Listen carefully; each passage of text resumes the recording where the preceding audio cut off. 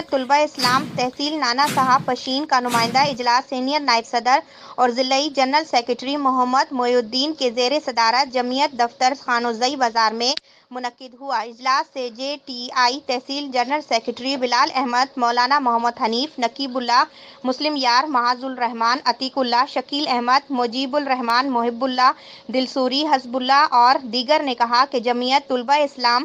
قائد طلبہ محترم جناب ہدایت اللہ پیرزادہ صاحب، مرکزی جنرل سیکریٹری آصف اللہ مروت ایڈوکیٹ اور دیگر مرکزی قیادت کی ہدایات کے مطابق امام اسلامی انقلاب امیر شریعت قائد جمعیت حضرت مولانا فضل الرحمان صاحب کے حکم کی تعمیل کے لیے جمعیت طلبہ اسلام کے کارکنان ملک کے کونے کونے سے گھر گھر سے 23 مارچ کو نکل جائیں۔ نااہل ظالم و جابر یہودی ایجنٹ حکومت سے پاکستان کے غریب لاچار میں قوم کی جان چھڑانے اور اس کو سسرال کے پاس بھیجنے کے لیے پرعزم اور پرامن مہنگائی مارچ کے لیے اپنے سروں پر کفن باندھ چلیں اور ہر یونٹ اپنے سرپرست جماعت جمعیت العلماء اسلام کے شانہ بشانہ کھڑے ہو کر اسلام آباد کی طرف روانہ ہو جائیں۔ کوئی جوان بھی اس موقع پر اپنے گھروں میں نہ رہنے کی ہدایت جاری کر دیتے ہیں۔